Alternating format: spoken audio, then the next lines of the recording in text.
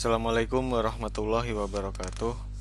Selamat pagi, selamat siang, atau selamat sore.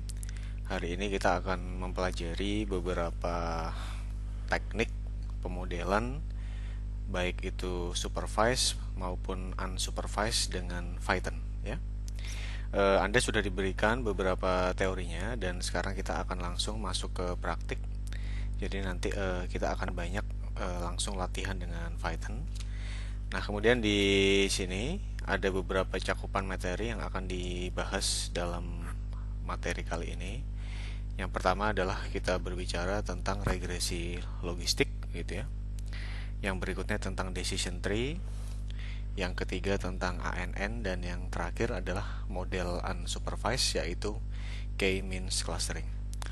Nah, untuk bisa mengerjakan ini Anda asumsinya sudah mendapatkan teknik-teknik yang diperlukan dalam persiapan datanya tersebut, ya.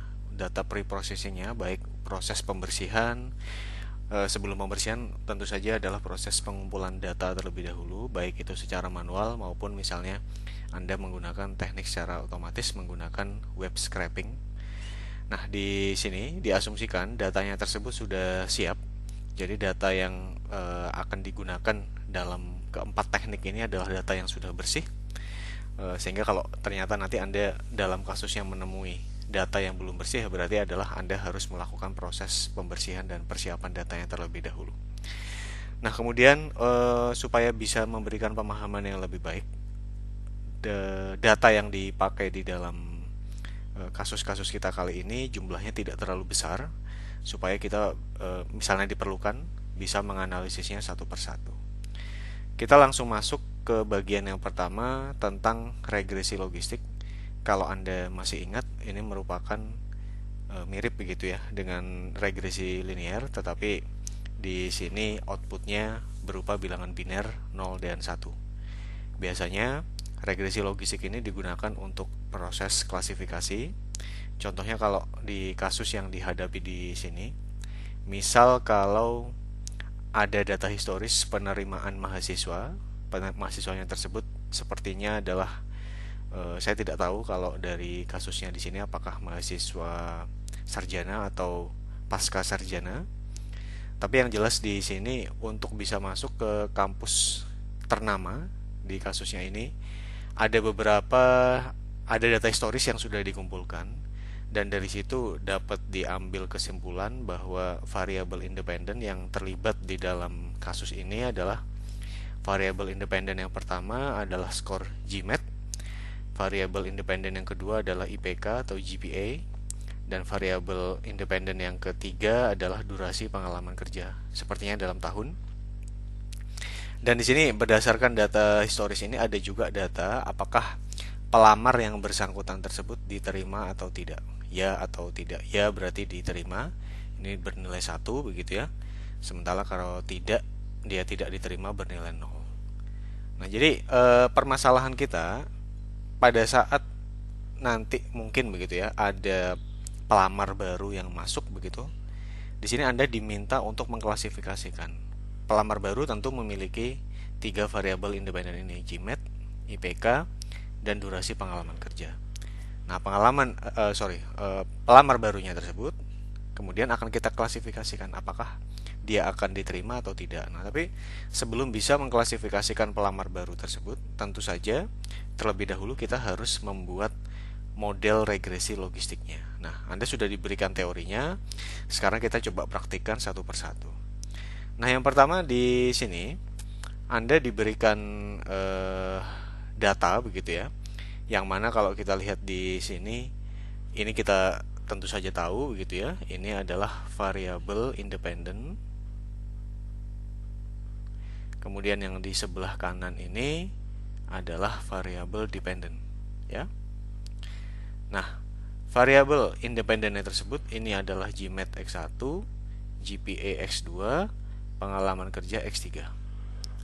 Nah, variabel independennya ini kebetulan semuanya bersifat numerik ya. GMAT mungkin angkanya antara, saya terus terang agak lupa begitu ya. Cuma mungkin antara maksimal 800-an mungkin begitu ya, dan dalam hal ini mungkin ada batas bawahnya, atau kalau nanti kita cek bersama begitu ya.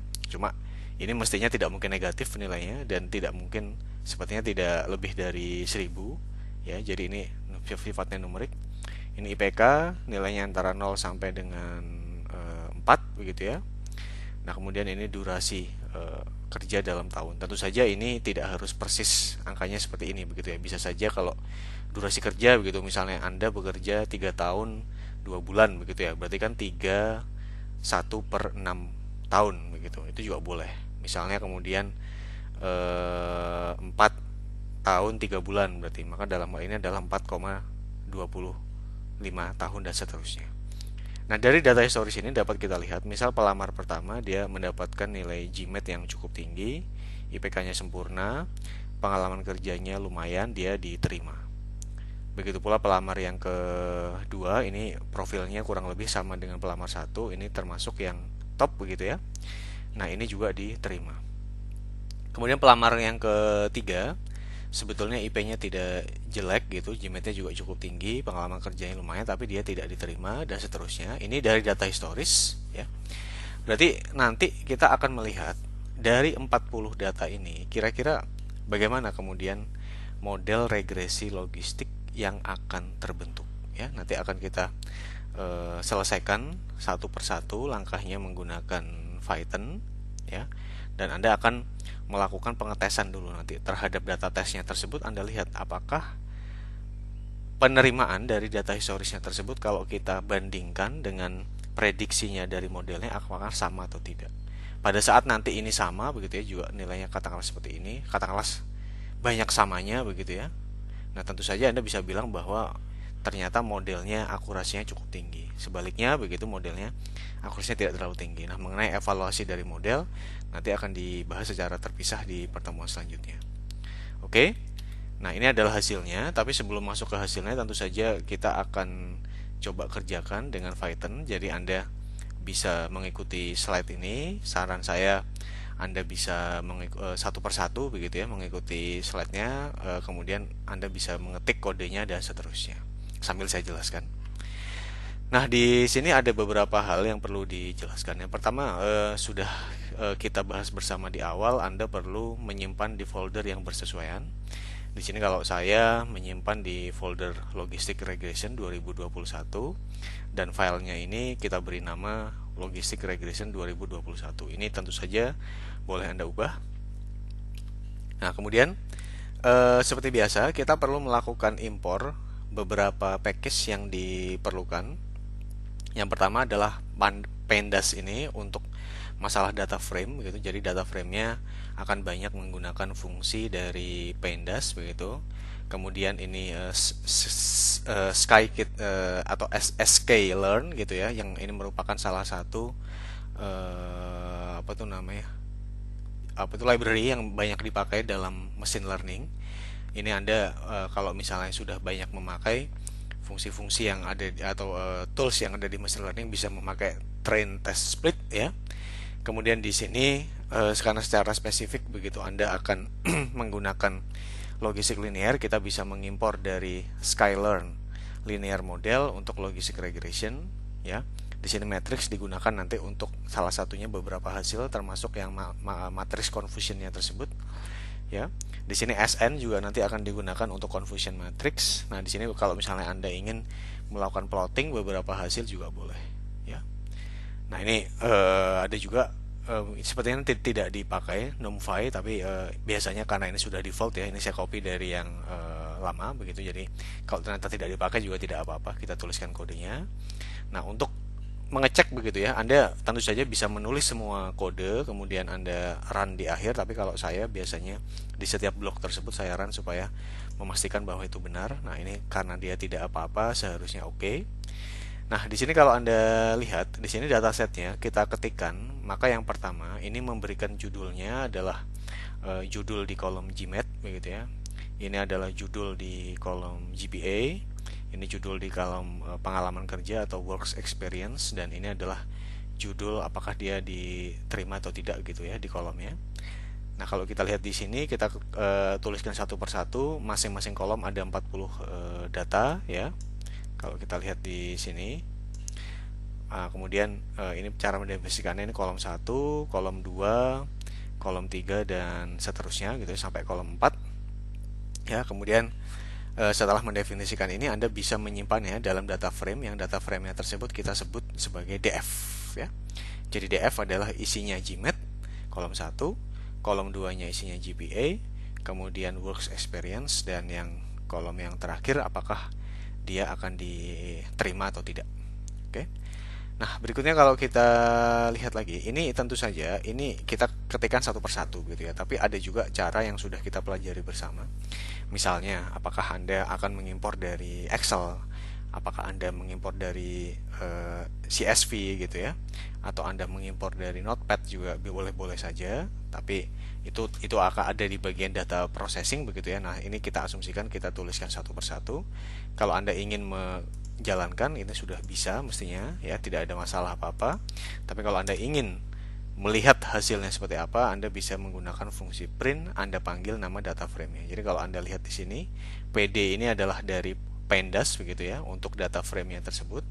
Nah, data frame ini adalah fungsi ya, adalah fungsi yang di sini kita gunakan untuk membuat data frame. Candidates itu adalah defaultnya yang dipakai untuk membuat data frame-nya itu, sementara columns di sini adalah sesuai dengan nama kolomnya. Kalau Anda mendefinisikan di sini dengan titik koma, dengan apa? Dengan dua tanda petik begitu ya, maka secara otomatis dia akan dibaca sebagai nama kolomnya. Misalnya ini kita print begitu ya. Ini kalau Anda lihat di sini dia mempunyai 40 data. Ini dalam Pandas ini dan juga dalam Python, dan juga ditemukan juga dalam bahasa yang lain, misalnya menggunakan RStudio. Di sini dia baris yang pertama itu adalah baris ke 0 ya, bukan baris ke 1. Ini sama saja gitu. Nah, di sini kalau Anda lihat ini kita mulai, jadi yang pertama GMAT-nya 780, 43 diterima dan seterusnya sampai yang ke-40 datanya seperti ini. Oke. Itu adalah kalau Anda mau membandingkan. Kalau Anda ingin menyimpannya lagi, maka di sini Anda tinggal memberikan komen ya dengan tanda pagar, kemudian kita run lagi. Oke. Nah, di sini kemudian kalau Anda mau melihat begitu ya. Ya, ini saya coba jalankan lagi saja. Oke. Kalau Anda mau melihat, kemudian di sini kita menyimpannya dalam dua buah variabel begitu ya. Di sini ada Y adalah variabel dependent dan X adalah variabel independent. Ini tidak ada alasan mengapa X-nya harus besar atau tidak, tapi mungkin supaya kita sama-sama lihat, kita kan punya X1 begitu ya. Tadi ada GMAT, kemudian ini ada X2, ada GPA, dan kita punya di sini adalah X3 adalah works experience ya. Jadi itu hanya sebagai penanda saja bahwa X-nya tersebut lebih dari 1. Tapi kalau dalam matematika tentu saja X kecil yang betul ya. X kecil dalam vektor karena X-nya ada beberapa buah begitu jenisnya. Nah, kalau kita lihat di sini apa maksud dari sini? Artinya di sini kita melakukan assignment atau penugasan ya. Jadi X di sini kita tugaskan dia berasal dari DF ya. Dia berasal dari DF.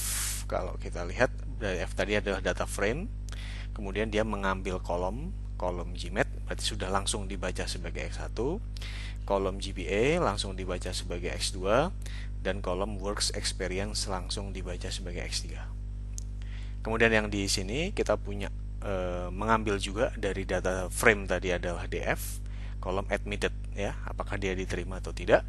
Kalau misalnya Anda penasaran, ingin ngeprint begitu, misalnya kita print di sini X, seharusnya akan keluar ya. Nah, di sini Anda lihat akan menghasilkan nilai yang sama, yaitu 780, 431, dan yang terakhir adalah 690, 3,75. Kenapa tidak ada satunya? Karena dia hanya melakukan pencetakan terhadap X. Kalau Anda mau melakukan pencetakan terhadap Y, ya berarti Anda harus menambahkan lagi. Ini contohnya.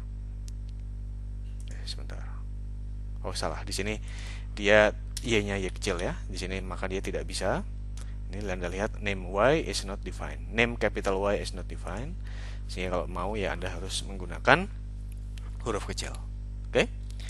Nah, itu jadi kita sudah sudah mendefinisikan begitu ya. Sudah mendefinisikan apa X-nya, apa Y-nya, dan itu nanti akan bermanfaat pada saat kita membuat modelnya. Nah, kenapa kita harus mendefinisikannya dalam X dan Y? Sebetulnya kalau tidak pun tidak apa-apa begitu ya, tapi ya Anda harus definisikan satu-satu ya. Di sini kita yang pertama ya. Di sini kita yang pertama, ini saya salah, 75% harusnya ya. Di sini kalau kita lihat ini ada proses training dan ada proses testing ya. Nah, kita punya 40 data tadi ya. Kita punya 40 data. Kemudian kalau kita lihat tadi ya, maka datanya tersebut akan dibagi 75%, berarti 75% dikalikan 40 atau sama dengan 30 data, itu akan dipakai untuk membangun model ya. Kemudian kalau kita lihat 25%-nya ya, dalam hal ini berarti adalah berapa? 25% berarti adalah 10 ya. 10-nya akan dipakai untuk mengetes.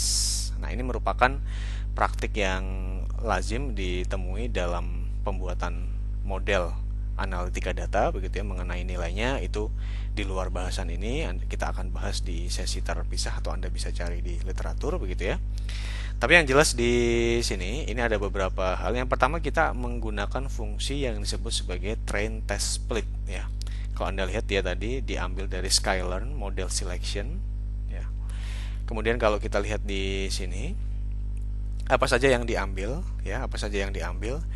Kalau kita lihat di sini kita mengambil X tadi, berarti X adalah GMAT, GPA dan Works Experience, kemudian Y kecil tadi adalah admitted. Kita mengukur test size-nya adalah 25%. Random state-nya 0 di sini karena kita tidak melakukan generasi random number gitu ya. Nah, kemudian kalau kita lihat lagi di sini sekarang ya, di sini sekarang kemudian Anda akan lihat bahwa dari X dan Y tersebut akan diambil X train berarti 30 ya. Kemudian X test 10, Y train sama dengan 30, Y test sama dengan 10.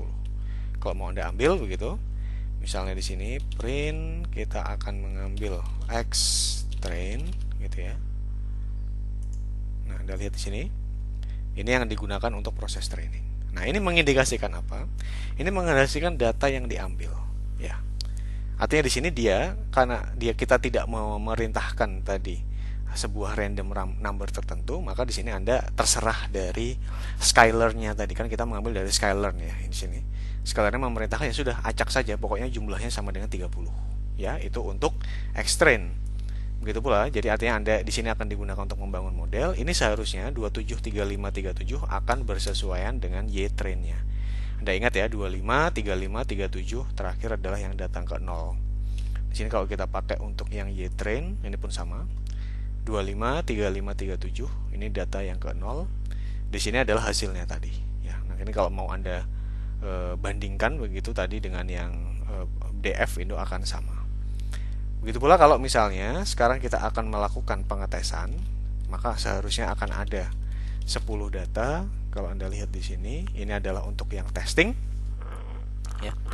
Kalau kita lihat di sini, ini adalah untuk GMAT, GPA, Works Experience, ini adalah data yang ke-22, 20, 25, 4, 10 dan seterusnya. Ini pun kalau kita ganti menjadi yang Y testing ya, ini adalah 0, 1, 1 dan seterusnya.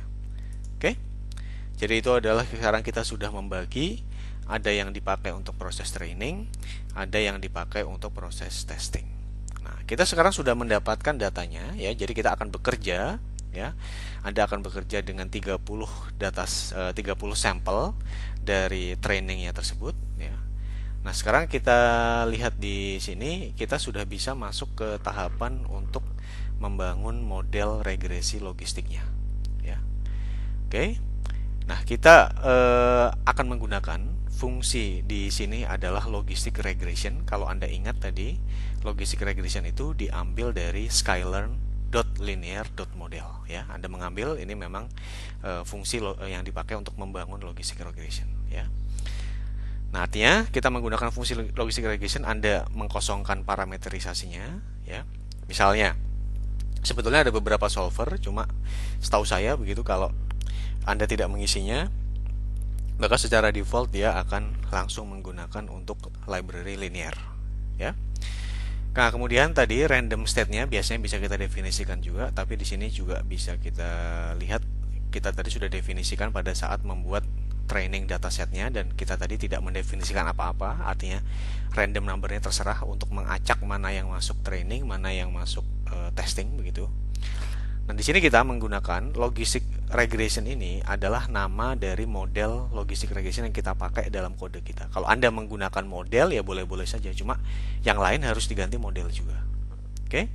Jadi di sini kita akan mengecek begitu ya, bahwa logistic regression itu adalah fungsi dari logistic regression dari scalar-nya tadi. Nah, di sini ini sebetulnya tahapan pembuatan modelnya. Jadi Anda melakukan proses fitting, ya. Anda melakukan proses fitting. Di sini kalau kita lihat proses fittingnya tadi berarti berdasarkan X train yang jumlahnya tadi adalah 30 dan juga Y train yang jumlahnya juga 30, kita melakukan fitting modelnya. Nah, seperti apa hasilnya? Ya. Nah, kemudian dari sini kemudian Anda mengaplikasikan begitu ya. Ini tentu saja bukan 75%, kebalik begitu ya. Tapi di sini kita menggunakan 25% dari datasetnya tersebut untuk melakukan proses prediksi. Jadi dari testing begitu ya, dari testing yang 10 tadi, kita punya data historis. Di situ sudah ada Y testing begitu. Nah, sekarang Anda membangun modelnya. Kita punya persamaan begitu ya.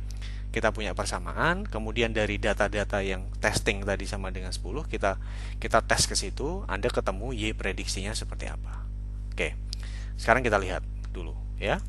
Sekarang kalau gini kita jalankan, tidak ada masalah. Sekarang misalnya Anda ingin menggunakan fungsi print untuk melihat kira-kira seperti apa Y prediksinya. Nah, ini jumlahnya ada 10 mestinya. Nah, ini ya. Nah, misalnya Anda kemudian ingin membandingkan tadi ya. Misalnya saya akan edit, kemudian ini bagaimana ya, insert. Nah, ini dia insert cell below ya. Sekarang saya akan melakukan print. Ini adalah Y testing tadi. Nah, ini kalau Anda lihat ya. Jadi data historisnya di sini data historis yang pertama adalah 0. Ini kemudian diprediksi 0 juga. 1 diprediksi 0, salah ya. Kita punya salahnya 1 diprediksi 1 benar, 0 diprediksi 1 salah, 0 diprediksi 0 benar, 0 diprediksi 0 benar, 1 diprediksi 1 juga benar, 1 diprediksi 1 benar, 0 diprediksi 0 benar, 1 diprediksi 1 benar juga. Berarti dalam hal ini kita bisa menghitung secara manual, secara cepat, bahwa akurasi dari model ini adalah 80% ya. Artinya kan kesalahan hanya terjadi di sini. Di prediksi dari dataset di sampel yang ketiga, sampel ke-25, sampel yang kedua ya, sampel ke-20, dan juga sampel yang keempat. Di sini kebetulan adalah sampelnya 4 juga. Nah, artinya apa? Di sini kalau kita loncat sedikit ke hasilnya begitu ya. Di sini kalau Anda lihat, ini kita punya ya, ini berarti ada. Ini kan dari testing tadi sebesar 25%. Anda mengeset testingnya sama dengan 25%, kita punya 1, 2, 3, 4, 5, 6, 7, 8, 9, 10 data ya. Di sini Anda lihat, kemudian kita aplikasikan ke dalam modelnya ya. Kita aplikasikan ini GMAT 550, IPK 2,3, pengalaman kerja sekian. Kemudian prediksinya dia adalah 0. Hasilnya data historisnya ternyata 0, cocok kan? Kemudian kita tes, kita aplikasikan. Di sini ada 620, 3,3, 2 begitu ya. Prediksinya adalah 0. Nah, kemudian kalau kita lihat, ternyata ini tidak cocok karena data historisnya di sini dia menunjukkan seharusnya dia diterima. Nah, dari mana kemudian dia bisa mendapatkan 0, 1 dan lain sebagainya ini? Tentu saja begitu, Anda harus mendapatkan koefisien modelnya. Kalau 80% itu kan bisa dihitung dengan mudah gitu ya. Kita punya 10 data untuk testing. di sini ternyata 2 tidak sesuai, maka di sini adalah 80%. Tapi dari mana di sini saya dapat 0? Dari mana saya dapat 0, 1, 1, 0, 0, 1, 1, 0, 1? Saya harus mengaplikasikan koefisien model yang ini, ya. Nah, di sini kita mencari. Ya, sebetulnya kalau dengan Python proses tersebut sudah dilakukan secara otomatis, tapi di sini penting bagi Anda untuk memahami prosesnya tersebut, ya. Sebentar, ini saya salah. Oke, sekarang kalau kita lihat, nah ini adalah sebagai penanda saja bahwa memang modelnya tersebut rentang nilainya, ya. Kalau kita bicara domain dalam vektor, maka di sini rentang nilainya adalah 0 sampai dengan 1, ya, karena y-nya kan hanya yang mungkin adalah 0 sampai 0 dan 1 saja, bukan sampai, ya, 0 dan 1. Kalau sampai kan artinya di antara 0 dan 1 kan boleh ada nilai, tapi di sini hanya 0 dan 1. Oke?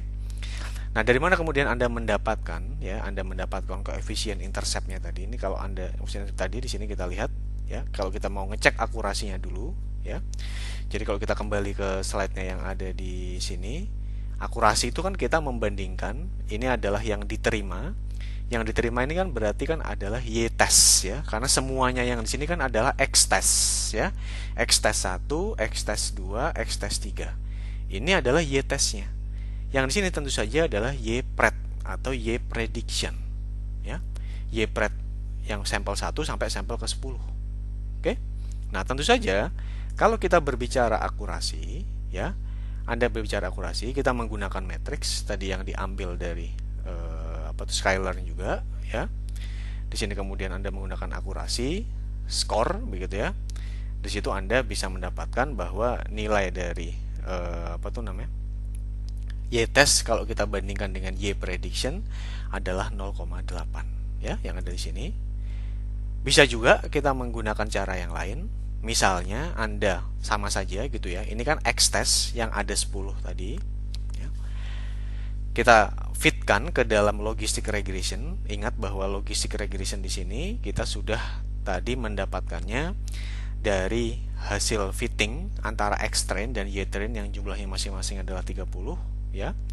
Maka bagaimana kemudian kalau dari sini logistic regression x-test, kemudian di sini kita lakukan y-test, maka secara otomatis kalau dengan ini Anda akan membandingkannya dengan y-prediction yang kita tulis di atas ini. Tapi ini tidak ada hubungannya sebetulnya. Ini kalaupun Anda tidak menuliskan ini tetap akan keluar 0,8 seharusnya, ya. Nah, itu kira-kira kalau kita berbicara akurasinya. Nah, kembali, ya. Dari mana kemudian nilai prediksinya itu didapatkan? Anda harus mendapatkan koefisiennya. Koefisiennya di sini kalau kita lihat bersama-sama, di sini kita punya B0 yang dia merupakan interceptnya. Kemudian di sini adalah kita punya tadi B1 kalau Anda masih ingat. Berarti dia tadi adalah untuk GMAT, ya.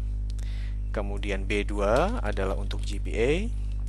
Kemudian di sini B3 kita punya untuk works experience, ya. Oke. Sehingga kalau kita jalankan satu dulu, misalnya kita ingin melihat interceptnya atau B0, di sini Anda akan mendapatkan koefisiennya adalah minus 31, 98, etc. Ya. Kemudian kalau kita ingin menjalankan untuk slope-nya, begitu, ya. Kalau Anda ingin menjalankan untuk slope-nya, ingat bahwa ini adalah 4 dimensi berarti, ya, karena kita punya 3 variabel independen dan 1 variabel dependen. Sehingga kalau kita jalankan kita akan ketemu ini 0,037, 0,72, 1,29. Oke, sehingga ini yang kita tuliskan di sini tadi. Nah, dari situlah kemudian didapatkan. Nah, sebetulnya bagaimana kemudian cara kita memformulasikannya? Ingat bahwa, ya, formula dari regresi logistik di sini adalah misalnya kita punya L, begitu, ya. Di sini kita logistik basisnya yang dipakai misalnya 10, ya, mestinya dalam kasus ini kita bisa menghitung probabilitasnya P1 P, begitu, ya. Ini akan sama dengan beta 0 ditambah beta 1 X1. Kalau dalam kasus kita 3, ya, berarti ada 3 beta 2 X2 ditambah beta 3 X3, ya. Ini tentu saja adalah parameter dari populasi karena kita berbicara prediksi di sampelnya, ya ini nilainya dengan huruf kecil ya. Kalau ini kan beta menjadi B0, B1, B2 dan B3. Ya, sehingga kemudian kalau di sini kita bisa dapatkan begitu ya bahwa P-nya di sini adalah dengan beberapa manipulasi matematik begitu. Ini yang sudah dijelaskan, tidak saya jelaskan lagi secara detail, tapi menggunakan fungsi sigmoid gitu ya. Ini adalah beta 0 ditambah beta 1 x1 ditambah beta 2 x2 ditambah beta 3 x3 ya. Sehingga kalau misalnya kita terjemahkan di sini, ini adalah 0, ini adalah 1 ya, ini adalah nilai P-nya, maka fungsinya berbentuk seperti ini. Nah, ini adalah X-nya. Tentu saja X-nya berbentuk vektor ya. Tadi ingat yang di sini adalah GMAT ya. Kemudian yang di sini adalah GPA, yang di sini adalah works experience. Nah, dari situlah kemudian, jadi Anda mengaplikasikan untuk testing yang pertama. Kita dapat X1 berapa, X2 berapa, X3 berapa kan? Anda pakai koefisien ini, Anda aplikasikan, hitung P-nya berapa. Ya. Anda punya yang kedua tadi. Yang kedua adalah ini. 620 masukin, 3,3 masukkan, 2 masukkan. Anda lihat hasilnya seperti apa dengan koefisien seperti ini. Dari situ kemudian bisa kita bandingkan. Nah, itu kalau kita lihat ya, kalau kita lihat dari maknanya. Jadi itu yang penting. Jadi Anda harus mengerti itu asalnya dari mana ya. Nah, ini tadi yang kita sudah bandingkan bersama-sama tadi ya. Di sini kalau Anda lihat ini dari yang kita membandingkan dari logistic regression predict begitu X testnya. Di sini Anda membandingkan dari kalau X test hasilnya seperti apa. Tentu saja ini sama dengan sama dengan Y prediction ya. Kalau Anda membandingkan dengan Y prediction sama. Nah, ini Anda lihat tadi, ini ada yang salah. Ini 1 yang salah, 0, di sini 1, di sini 1, yang keempat di sini 0. Maka 2 dari 10 yang salah, dari situlah akurasinya sebesar 80% kita dapatkan. Oke? Nah, untuk bisa memberikan visualisasi yang lebih bagus, kita bisa juga menggunakan confusion matrix ya. Kalau dalam model supervise, nanti kalau dalam K-means ini biasanya disebut dengan istilah yang lain, misalnya kita sebut sebagai matching matrix gitu. Oke, kalau kita lihat di sini, kalau kita lihat ini ya, ini adalah menggunakan confusion matrix. Ini adalah nama yang kita definisikan sendiri. Anda mau gunakan conmat atau apapun juga boleh. Di sini kita membandingkan apa? Di sini kita membandingkan Y test, kemudian kita membandingkan Y prediction begitu ya. Kemudian di sini kita lihat Anda menggunakan confusion matrix. Di sini kalau kita lihat ya, ini adalah hasilnya. Yang true positif, ini adalah true negatif begitu ya. Yang memang betul-betul 1, ini yang memang betul-betul 0 gitu ya. Dan ini yang salah tadi. Oke.